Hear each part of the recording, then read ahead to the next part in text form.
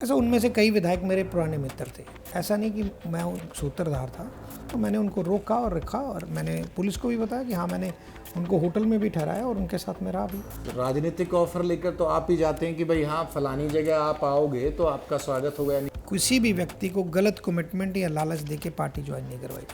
कांग्रेस में दूसरी तरफ आप कभी भी चले जाओ, आपको मैं किलोई से टिकट मांगता हूँ, वो कहेंगे कोई नहीं, खूंटे पे उन्होंने पटके टांगे होते हैं, धड़ाधड़ शामिल। आज मुलाकात कराते हैं ऐसी शख्सियत की जिसका इंतजार हिमाचल पुलिस कर रही है और आरोप है हिमाचल की सरकार में से विधायकों को तोड़ने के। हालांकि वो मामला कोर्ट में गया और कोर्ट में जाने के बाद उपचुनाव भी हो चुके हैं, लेकिन समन और नोटिस आ रहे हैं। और उसके अलावा एक और आरोप लगता है, और आरोप मैं इसलिए कह रहा हूं राजनीतिक तौर पर कि कांग्रेस हरियाणा में जो सबसे ज्यादा डैमेज की है और जो पहली हथौड़ा मारने का काम किया जाता है कांग्रेस की तमाम जो ज्वाइनिंग भाजपा में होती है, वो है मुख्यमंत्री साहब के पब्लिसिटी एडवाइजर भंडारी साहब, तरुण भंडारी साहब। तरुण जी, ये मैंने 2-3 नाम दिए, अब चाणक्य भी कह देते हैं, हरियाणा का अमित शाह भी कह देते हैं, लेकिन जो मुख्य 2 आरोपों के साथ मैं शुरू कर रहा हूं। हिमाचल पुलिस आपका इंतजार कर रही है, सुक्खू साहब को आपका इंतजार है, और यहाँ कांग्रेस में आप अपनी लगातार जो उनकी दीवार है उसको तोड़ने का काम कर रहे हैं। ऐसा कि भारतीय जनता पार्टी का मैं सबसे छोटा कार्यकर्ता हूँ, ना चाणक्य हूँ ना कुछ और हूँ। जो जिम्मेवारी मुझे दी जाती है, मैं चाहता हूँ कि बड़ी ईमानदारी से वो जिम्मेवारी का मैं निर्वहन करूँ। और जहाँ तक आप बात हिमाचल पुलिस की कर रहे हो, आज तक कितने विधायक, अभी 3 आज़ाद विधायक तो हमें छोड़ के गए हमारी पार्टी को, क्या हमने उनके ऊपर एफआईआर दर्ज की? महाराष्ट्र में हमारी सरकार बनी बुनाई हुई जो शिवसेना के साथ थी, वो कांग्रेस ने तोड़ के हमारी अपनी सरकार बनाई। ऐसे बिहार में भी हुआ, कई अन्य राज्यों में भी हुआ, परंतु हमने तो एफआईआर नहीं दर्ज की। सुक्खू जी को बड़ा दिल दिखा के इतनी छोटी राजनीति नहीं करनी। प्रजातंत्र है, किसी विधायक का नहीं मन बनता उस पार्टी में तो वो दूसरी पार्टी में आ जाता है। तो ये स्वाभाविक है कि वहाँ के विधायकों का वहाँ वो काम नहीं कर पा रहे थे, तो वो 9 विधायक छोड़ के उनको आए। लेकिन सूत्रधार तो आप बने, जब भी तो आपसे इंटरोगेशन के लिए बार बार बुलाया जा रहा है। आपने जमानत ली पहले और फिर जाके उनकी जांच में शामिल हुए। ऐसा उनमें से कई विधायक मेरे पुराने मित्र थे। ऐसा नहीं कि मैं सूत्रधार था। उन विधायकों का वहाँ मेरे पास आए, अगर कोई भी मेहमान किसी के पास आए कि मैं आपके पास रहने आ रहा हूँ, तो हमारे मेहमान नवाजी करना हमारा फ़र्ज़ है। तो मैंने उनको रोका और रखा और मैंने पुलिस को भी बताया कि हाँ, मैंने उनको होटल में भी ठहराया और उनके साथ में रहा भी। तो तरुण भंडारी साहब से जो बातचीत है मैं हरियाणा को लेकर करूंगा। एक बार परिचय आपका हो जाए। मूलतः आप हिमाचल के रहने वाले हैं। मेरी आपसे जो मुलाकात थी या बात थी, मुझे लगता है कि 2014 का चुनाव रहा होगा। उस समय जब प्रदेश की बात थी, उस समय तंवर साहब हुआ करते थे प्रदेश अध्यक्ष कांग्रेस के, और उस समय आप कोषाध्यक्ष थे कांग्रेस के। उस समय से मेरी आपसे बातचीत है, जान पहचान है। उससे पहले का राजनीतिक और वो सफ़र है, वो आप थोड़ा बताएं। ऐसा कि मैं सबसे पहले मैं यूथ कांग्रेस में ब्लॉक का प्रेसिडेंट बना, सबसे छोटी उम्र का, हरियाणा में। उसके बाद जब पंचकूला ज़िला बना तो सबसे छोटी उम्र का मैं जिला अध्यक्ष भी बना यूथ कांग्रेस का, ग्रामीण भी और शहरी भी। उसके बाद इलेक्टेड एमसी बना सबसे छोटी उम्र में। फिर नगर परिषद का चेयरमैन जो मेयर होता है, इलेक्टेड सबसे 27 साल की उम्र में मैं मेयर भी बना। उसके बाद उपाध्यक्ष, एआईसीसी, कई पदों पे मैंने पूरे देश में काम किया। परंतु कांग्रेस में हमारे जैसे जो काम करने वाले व्यक्ति, उसका मान सम्मान नहीं होता। और क्योंकि तंवर साहब के साथ भी मैंने कांग्रेस को बड़ी ईमानदारी के साथ काम किया और कांग्रेस को बढ़ाने का काम किया, परंतु वहाँ गुटबाजी इतनी है कि वो पार्टी का काम ना मान के एक व्यक्ति का काम माना जाता है, और जिसका खामियाजा मेरे जैसे व्यक्तियों को भुगतना पड़ता है। फिर बाकी लीडर उन लोगों को ख़त्म करने का काम करते हैं। तो मेरा सौभाग्य था, परमात्मा ने मेरे ऊपर कृपा करी, ताकि तंवर साहब ने पार्टी जब छोड़ी उसके बाद मुझे भी यहाँ इग्नोरेंस महसूस हुई। तो मैंने 13 अक्टूबर 2019 को चुनाव के वक्त जब 70 पार का नारा था भारतीय जनता पार्टी का, तब भारतीय जनता पार्टी माननीय मुख्यमंत्री जी के मनोहर लाल जी के नेतृत्व में की, बिल्कुल। और उसके बाद काम ऐसे चलता रहा कि मैं चाहता था कि मेरे को काम दिया जाए और मैं प्रूव करूं। मेरे को कोरोना काल में भी काम दिया गया, मैंने वो भी ईमानदारी से किया। जो काम भी दिया मुझे, छोटे से छोटा काम दिया, मैंने पार्टी के लिए किया। और उसके बाद माननीय मुख्यमंत्री जी जो कोई बड़े पारखी हैं, और कई बार उन्होंने मेरे को बताया कि आजमाया भी, जो काम मुझे दिया मैंने वो करके दिखाया।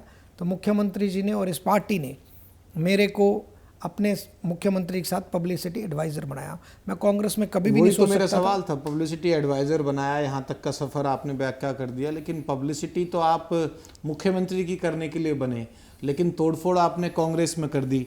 किरण चौधरी ने जब भाजपा ज्वाइन की, भाजपा मुख्यालय में मैं खुद मौजूद था, उन्होंने नाम लिया बाकायदा मंच से कि तरुण भंडारी का रोल रहा है। पिछले दिनों आपने निखिल मदान की जो मेयर थे सोनीपत से, उनकी ज्वाइनिंग देखी कांग्रेस से भाजपा में, वहाँ इनका रोल था। अशोक तंवर साहब के साथ जो रोल था उसमें कोई छुपा नहीं है। ये दिल्ली आए, मुलाकात हुई मनोहर लाल साहब की, तत्कालीन मुख्यमंत्री की, तंवर साहब के साथ एक निजी होटल में, उसकी जानकारी हमें मिल गई थी आपको देख के और तमाम चीज़ें। उसके बाद तो ये 3-4 ज्वाइनिंग का तो मुझे पता है, और तो लिस्ट हो तो आप भी जरा बताएं। मैंने सभी लोग, नवीन जिंदल जी, श्वेत्री जिंदल जी, कुलदीप बिश्नोई जी के साथ मेरा बड़ा अच्छा था जब वो पार्टी में उसे, तो ये मेरा रोल नहीं रहा। मैंने तो सिर्फ उनको इतना बताने की कोशिश करी कि मेरे जैसा साधारण व्यक्ति जो कांग्रेस में कुछ भी नहीं इम्पोर्टेंस देते थे, उनको भारतीय जनता पार्टी ने इतना सम्मान दिया, तो आप तो एक बहुत बड़े नेता हो और आप यहाँ काम कर सकते हो। उन्होंने देखा और वो पार्टी में शामिल हो। यानी कि भाजपा में आप आओगे तो आपका स्वागत होगा। वो शुरुआती बातचीत होती क्या है? कन्विंस करना किसी को, कोई भी अपने राजनीतिक दल में लंबे समय से जुड़ा रहता है, वो थोड़ा सा, मैं पूरा नहीं पूछूंगा, ठीक है, अपनी अपनी स्किल्स होती हैं राजनेताओं की, और इस तरह से जो तमाम चीज़ें होती हैं, वो क्या होता है कि शुरुआत में जो 4-5 नाम आपने लिए, जो आप कहते हो कि हाँ भाई चलो इधर चलो, मैं हूँ और मैं सेट हूँ और आप लोगों को भी मान सम्मान मिलेगा। मैं आपको एक चीज़ और बड़ी ईमानदारी के साथ बता रहा हूँ, भारतीय जनता पार्टी में किसी भी व्यक्ति को गलत कमिटमेंट या लालच दे के पार्टी ज्वाइन नहीं करवाई जाती। अगर ये बात हो तो हज़ारों लोग तैयार हैं आज। वहाँ पे जिस आदमी की जगह बन सकती है, या जो व्यक्ति पार्टी के साथ जुड़ के आता है, अपनी लोभ लालच के कारण नहीं आता, उसको पार्टी में ज्वाइन कराया जाता है। कांग्रेस में दूसरी तरफ आप कभी भी चले जाओ, आपको मैं किलोई से टिकट मांगता हूँ, वो कहेंगे कोई नहीं, हम और दूसरी जगह से चुनाव लड़ेंगे, आप हमारी पार्टी में आओ। खूंटे पे उन्होंने पटके टांगे होते हैं, धड़ाधड़ शामिल। आज मेरे पास इतनी बड़ी लिस्ट है, पर अगर मैं 100 लोगों के नाम भारतीय जनता पार्टी के नेतृत्व के पास लेके जाता हूँ, तो उनमें से 2 या 4 लोगों की बात होती है कि इनको पार्टी में ज्वाइन कराया जाए। एक प्रोसेस है पूरा? बिल्कुल। क्या प्रोसेस है? देखा जाता है कि कौन व्यक्ति हमारी पार्टी में शामिल होने के बाद हमारी पार्टी की नीतियों और रीतियों में शामिल हो सकता है, बाद में आके हमारे ऊपर भी बोझ ना बने और ये हमारी पार्टी का गलत ढंग से इस्तेमाल भी ना करे, और जिनकी छवि अच्छी हो उनको लिया जाए। अब कई लोग ईडी की भी बात करते हैं। मैं पूछ लेता हूँ ना, आप खुद ही क्यों आ रहे हो कि भाई निखिल मदान के चाचा पे आरोप थे और तमाम जो चीज़ें थी, और अगर बात की जाए कुलदीप बिश्नोई साहब के, उनके भी इनकम टैक्स के और तमाम तरह के छापे चल रहे थे, जो हीरा कारोबारी भी वो हैं, और मैं खुल के बात करने के लिए जाना चाहता हूँ। उन पर भी उस समय उनके जो फार्म हाउस पे, मैं फुट सोल्जर भी हूँ तो रिपोर्टिंग भी करता हूँ, तो मुझे पता रहता है कि उनके फार्म हाउस वगैरह पे भी रेड हुई थी। नवीन जिंदल साहब के मामले में इस तरह का हाल फिलहाल का तो नहीं था, कोई यूनिवर्सिटी वगैरह पे कुछ जरूर चल रहा था। तो ये कहीं ना कहीं जब कड़ी जुड़ती हैं तो ये सवाल उठाने का मौका कांग्रेस को भी मिलता है, या मीडिया भी अगर निष्पक्ष होकर पूछे तो ये पूछ सकती है कि भाई कौन सी जो चूड़ी है उसे टाइट करते हो जिसे फिर एग्री कर लेते हो फाइनली। ऐसा मैं आपको बताता हूँ, अगर इस बात पे वे कांग्रेसी भारतीय जनता पार्टी में शामिल हो रहे हैं तो सबसे पहले भूपेंद्र सिंह हुड्डा जी को शामिल हो जाना चाहिए। उनके ऊपर तो इतने केसेस हैं, वो क्यों नहीं शामिल करवा रहे हम? रावदान सिंह जी को हमने शामिल नहीं करवाया, धर्म सिंह छोक्कर जी ने को, और यहाँ निखिल मदान जी जहाँ से आते हैं, सुरेंद्र मदान जी के ऊपर कार्रवाई, हमने उनको नहीं ज्वाइन करवाया। ऐसा नहीं है, हम उन लोगों को बिल्कुल ज्वाइन नहीं करवाते। निखिल मदान जी के ऊपर कोई केस नहीं है। नवीन जिंदल जी पे इल्ज़ाम लगता है, नवीन जिंदल जी पे कोई आज अदालत में केस है, कुछ भी आज तक प्रूव नहीं हुआ, वो भारतीय जनता पार्टी में। कुलदीप बिश्नोई जी, उनके ऊपर इल्ज़ाम लगना किसी के ऊपर भी रेड हुई थी, नहीं, रेड तो कई लोगों पे होती है। वो मैं आपको एक चीज़ और बताता हूँ, हमारे समर्थित हैं गोपाल कांडा जी, जिस दिन हम मुख्यमंत्री जी के साथ सिरसा में थे, और वो भी हमारे साथ उसी गाड़ी में थे, हमारे सीनियर नेता हैं और हमारी पार्टी को समर्थन दिया हुआ उन्होंने पिछले 5 वर्ष में, उनके ऊपर ईडी की कार्रवाई हुई। वो तब तो कांग्रेसी कोई नहीं बोला कि आज मुख्यमंत्री की गाड़ी में बैठे थे और आज ईडी की कार्रवाई होगी, तब तो विपक्ष चुप हो जाता है। ये इनको ऐसा भ्रामक प्रचार करने की आदत बन चुकी है पिछले 10 वर्ष में। कांग्रेस लगातार झूठा प्रचार करना, क्योंकि घर बैठे हैं इनके कार्यकर्ता, लगातार कोई ऐसी बात पकड़ते हैं जो जनता में प्रचार हो जाए ताकि पार्टी को लाभ तो हो। पुराना ट्रेंड चला आ रहा है ना, जब यूपीए सरकार हुआ करती थी उस समय ये कहा जाता था, एनडीए के जो रूलिंग पार्टीज, अब रूलिंग पार्टी है, उस समय अपोजिशन में थी कि भाई सीबीआई सरकारी तोता बन गया। और इस समय सबसे ज़्यादा सवाल उठते हैं तो ईडी पे उठते हैं कि ईडी में अरविंद केजरीवाल साहब हो, झारखंड के मुख्यमंत्री मैं हो, एक चीज सेंट्रल एजेंसीज का तो मसल पावर यूज की जाती है। मैं एक चीज पूछता हूँ, जिन जिन लोगों पे कार्रवाई हुई, क्या उनका रोल नहीं था? धर्म सिंह छोक्कर जी के ऊपर अगर कार्रवाई हुई, आप ये देखिए, कई लोग तो ये पहले कहते थे, कांग्रेस ही कहने लगे थे कि धर्म सिंह छोक्कर के साथ तो बीजेपी मिली हुई है, कार्रवाई नहीं होती, लोग प्रोटेस्ट कर रहे हैं, धरने दे रहे हैं, तब भी कोई कार्रवाई नहीं हो रही। राव दान सिंह जी की बात आई, कई लोग चर्चा करते थे कांग्रेसी कि नहीं आप तो राव दान सिंह के साथ मिले हुए, आज कहते हैं भूपेंद्र सिंह हुड्डा जी के साथ बीजेपी मिली हुई है कि उनके ऊपर कार्रवाई। अगर हम कोई कार्रवाई नहीं करे ईडी, तो भारतीय जनता पार्टी उनसे मिली हुई है, अगर कार्रवाई हो जाए तो भारतीय जनता पार्टी उनको दबाना चाहती है। ये गलत भ्रामक प्रचार लगातार करती है। जिन लोगों ने गलत किया हुआ है, ईडी उनके खिलाफ कार्रवाई करेगी। आप बाकी भी विधायक हैं, एक भी ऐसा विधायक बता दो, कई ईमानदार विधायक भी हैं, ऐसा नहीं मैं कहता, कांग्रेस में कई लोग ऐसे भी होंगे जिन्होंने ईमानदारी से राजनीति करी है, उनके ऊपर ईडी ने क्या आज तक कार्रवाई की? ऐसे व्यक्ति का एक बाकी नाम बता दो जिसने कोई गलत काम ना किया हो और ईडी ने उसके ऊपर कार्रवाई करी हो, ये नाम बता दो।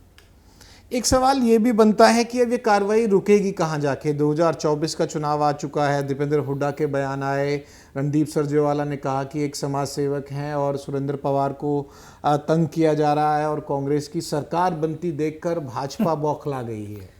सुरेंद्र पवार जी पहली बार के विधायक हैं, कोई इतने बड़े नेता नहीं है कि उनके कारण सरकार हिल जाएगी। और वो उन्होंने माइनिंग में कितना घोटाला किया ये सब लोगों के सामने है, और ईडी जब जाती है पूरे प्रूफ के साथ जाती है, ऐसा नहीं जाती।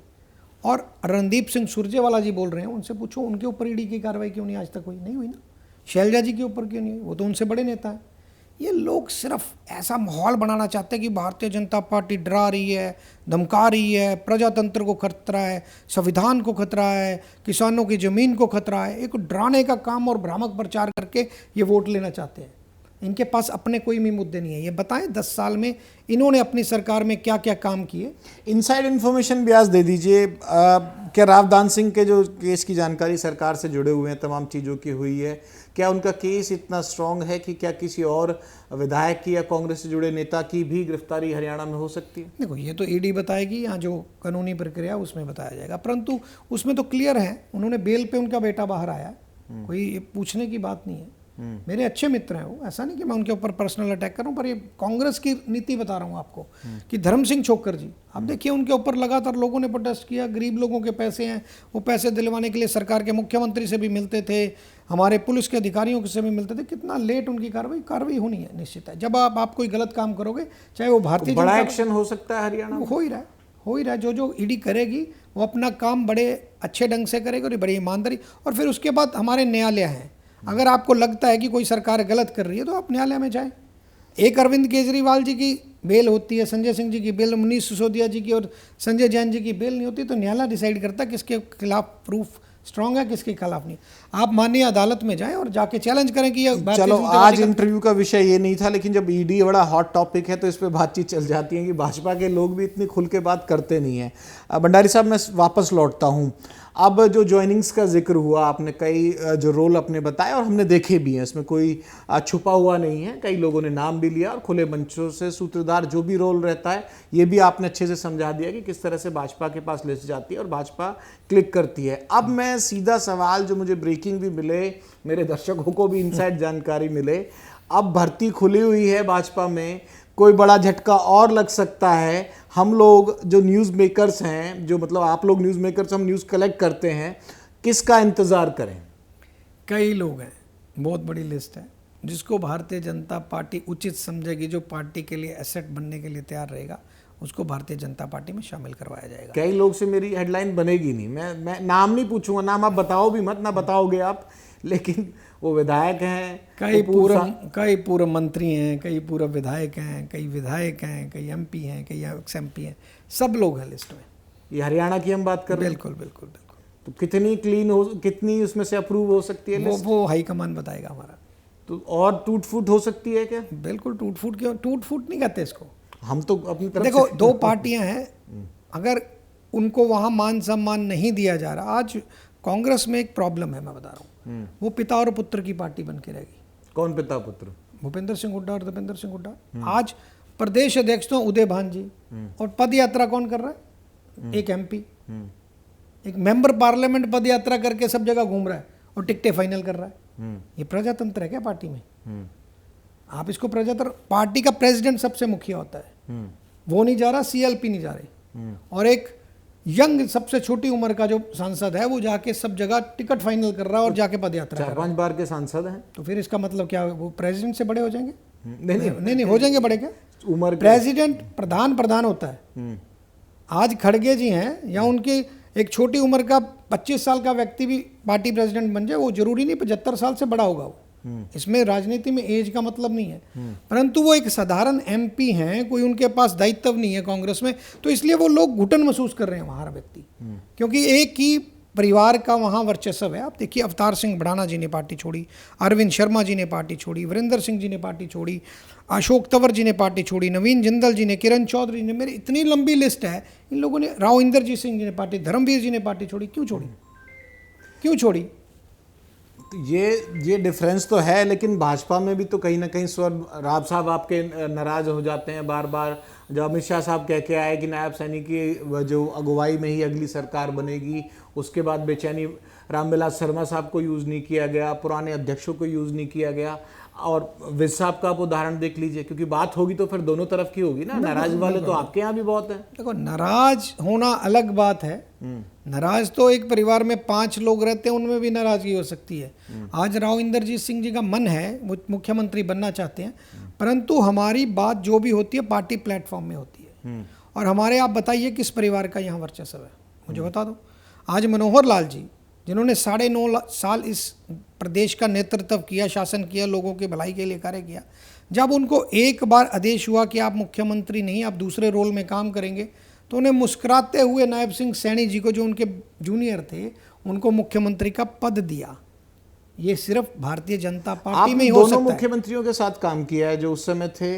आप कैसे आकलन करेंगे दोनों मुख्यमंत्रियों की कार्यशैली का? दोनों ही बहुत अच्छा काम करते हैं। मनोहर लाल जी ने इस प्रदेश की नीतियाँ चेंज करी।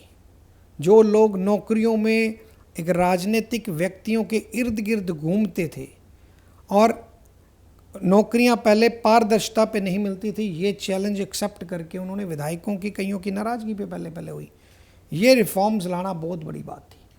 अगर ट्रांसफर्स में देखो, उन्होंने इतनी पारदर्शिता लेके आई, आज राजनीति के मायने चेंज हो गए। आज उस व्यक्ति का, गरीब परिवार का बच्चा भी नौकरी लग रहा है, जिसकी उम्मीद ही नहीं थी उसको कि जीवन में हम कभी सरकारी नौकरी पे जा सकते हैं। उसी नीतियों को आगे बढ़ाते नायब सैनी जी काम कर रहे हैं। आज लगातार लोगों के साथ संपर्क साध रहे हैं, कोई हमारी सरकार की कुछ कमियां थी उसको दूर कर रहे हैं, लगातार रात को 2-2 बजे मिल रहे हैं। तो भारतीय जनता पार्टी एक परिवार की पार्टी नहीं, एक परिवार बन के काम करते हैं वो। यहाँ पे किसी का ये नहीं है कि परमानेंट यहाँ पे कोई आदमी रहेगा, ये चीज़ यहाँ पे नहीं है। और वहाँ पे मैं आपको 110-15 नाम दे देता हूँ, उनमें से 90 टिकट आएंगी, उसके बाहर नहीं आएंगी, क्योंकि परिवारों का वर्चस्व है। नीचे इतने लोग, यंग लोग जो मेरे साथ काम करते थे, उन लोगों ने 25-25, 30-30 साल आज उस पार्टी में लगा दिए, उनका टिकट का नाम भी नहीं जाएगा। तो भारतीय जनता पार्टी में ये भी नहीं पता कि किसकी टिकट पक्की है किसकी नहीं, किस व्यक्ति को पीछे की पंक्ति से लाके आगे यहाँ ये कांग्रेस सवाल उठा देती है। बात तो मैंने शुरू की थी, लेकिन राजनीतिक जवाब आप बहुत शानदार देते हैं और बहुत नेताओं से ज़्यादा खुलकर भी बोलते हैं, तो इसलिए मज़ा आ रहा है इस इंटरव्यू में बातचीत करने में।